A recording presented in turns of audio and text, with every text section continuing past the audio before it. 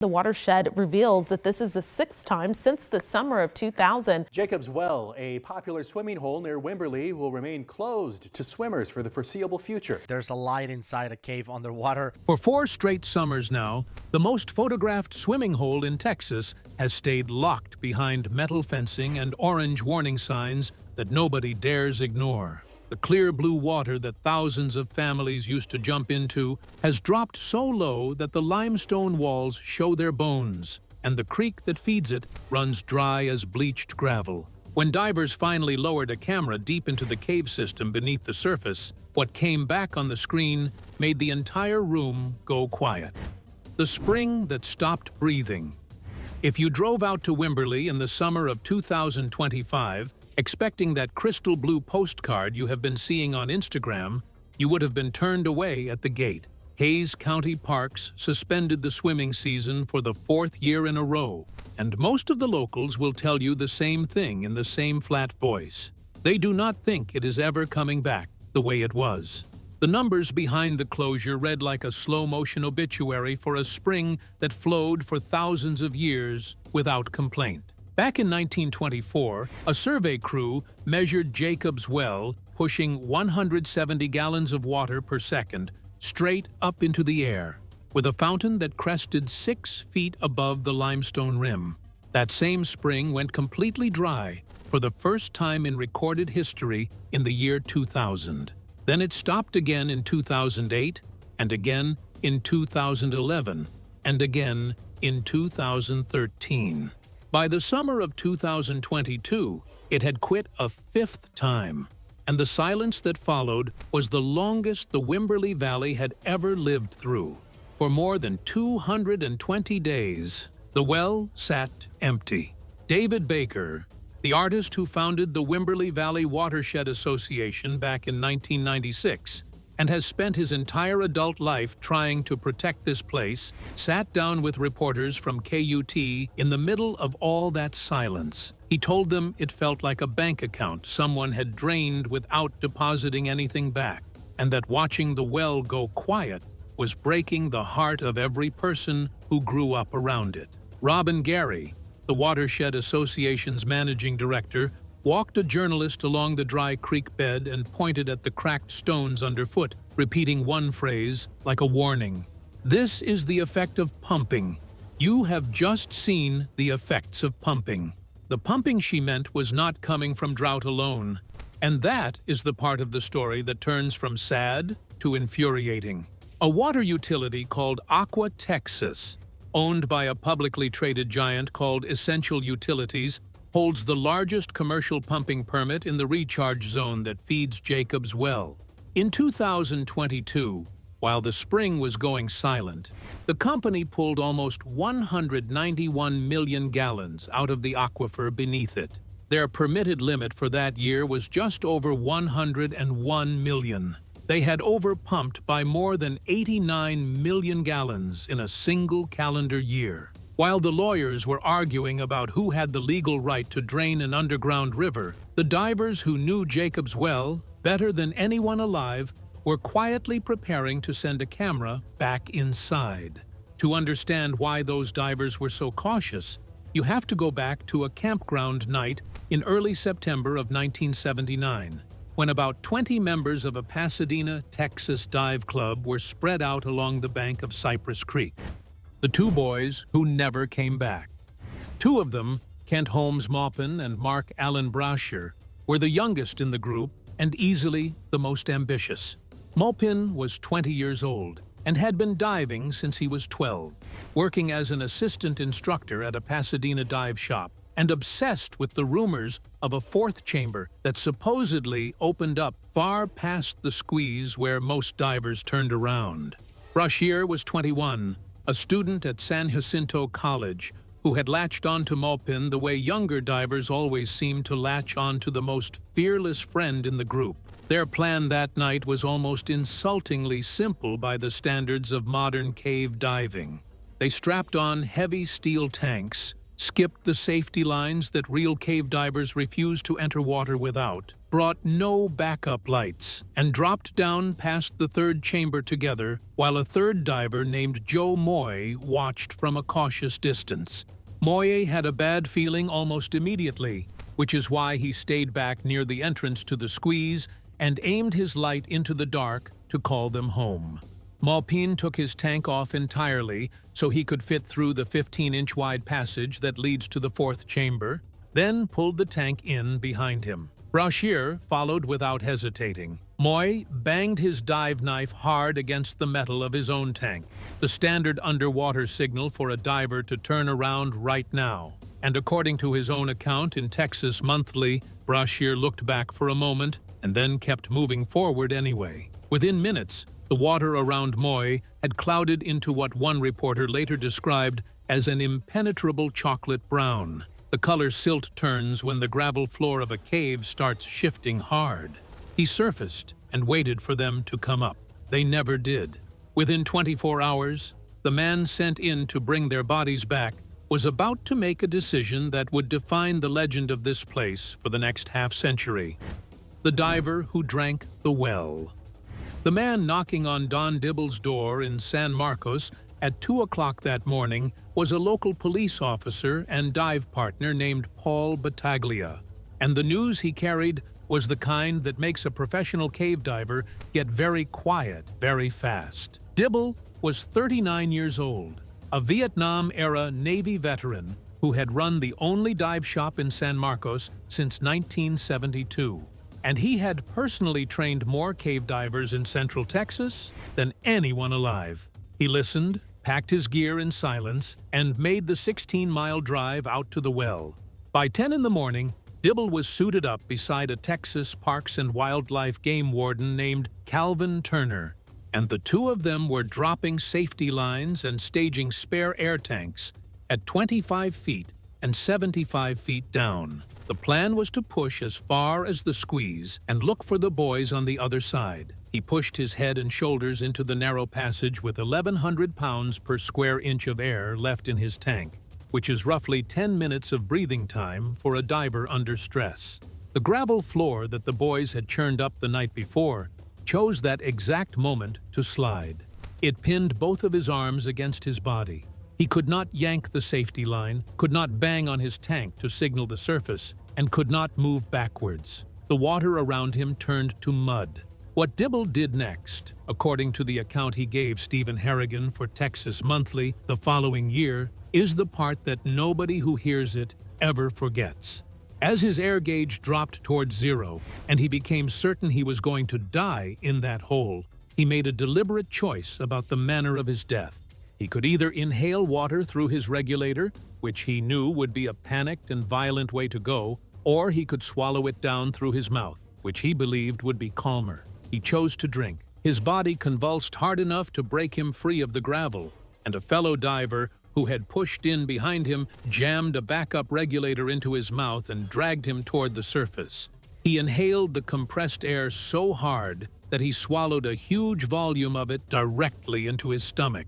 As they ascended through 80 feet of water, the air expanded violently. By the time he reached the surface, his abdomen was so distended that one of the rescuers later said he looked 9 months pregnant.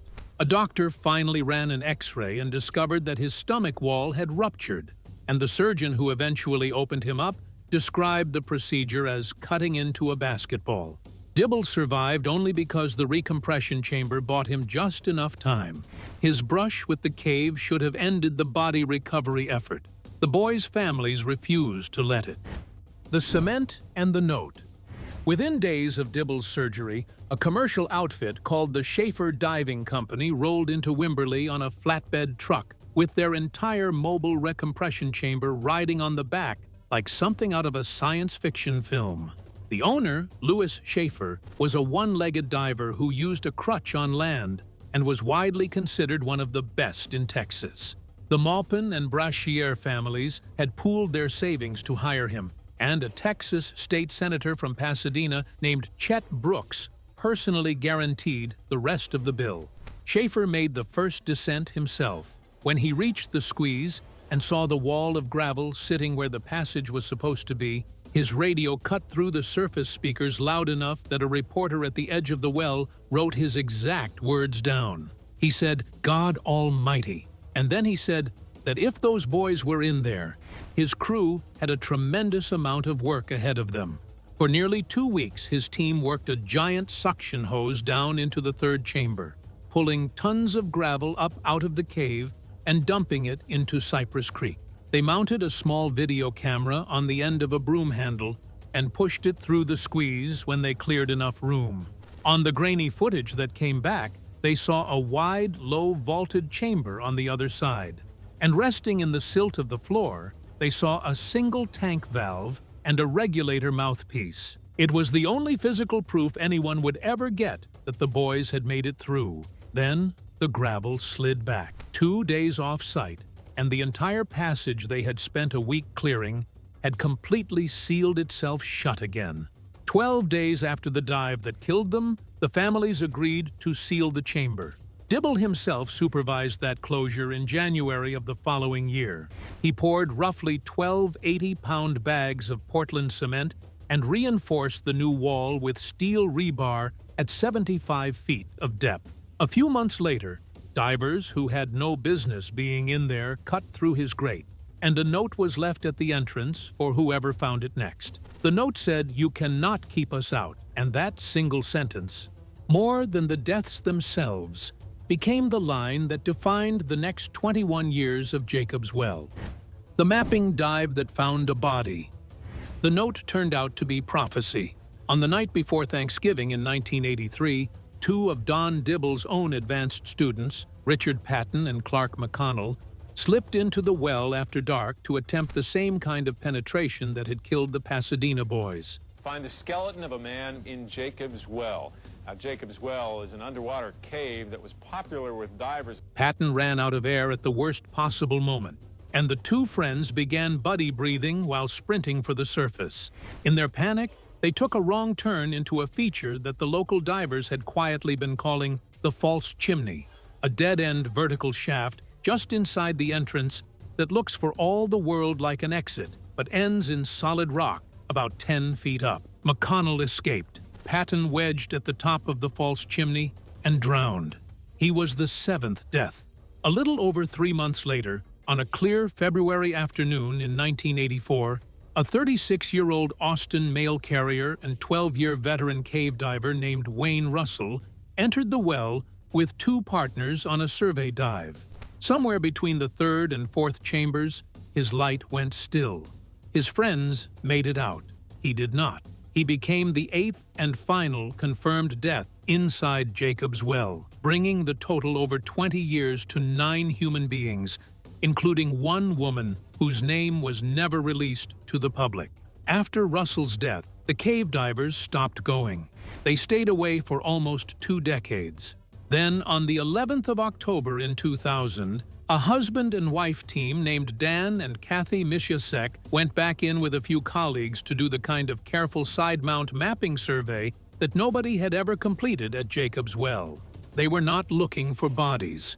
About 287 feet from the nearest exit, at 120 feet of depth, in 50-foot visibility, Dan Mishiasek looked down at the gravel floor and saw a human shape lying there in plain sight. Kent Maupin had been waiting in that exact spot for 21 years and 1 month. When the medical examiner in San Marcos confirmed the identity, Dan told a local reporter something that nobody who covered the story has ever quite forgotten.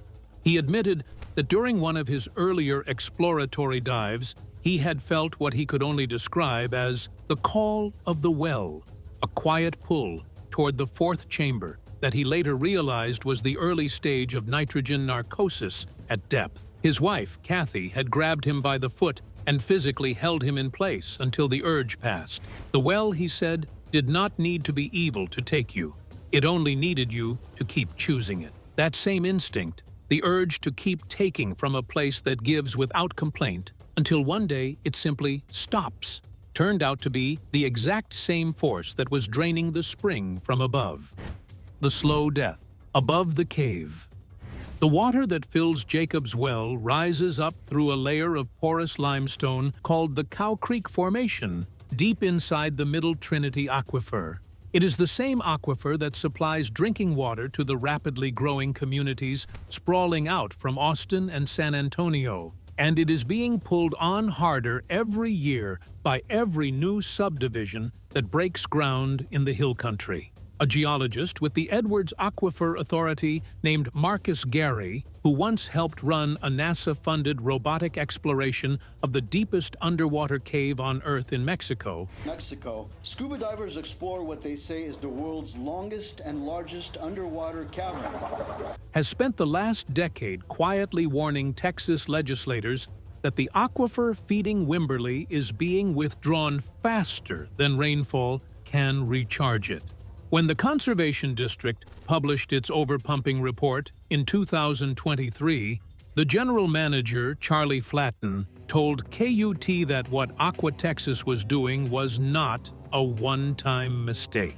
He called it pretty habitual and said the company's pattern across multiple dry years suggested a business model rather than an oversight. The fine of nearly $450,000 was unprecedented. The federal lawsuit that followed it became the first time a private water utility in Texas had ever directly challenged a groundwater conservation district's authority to fine and limit its pumping.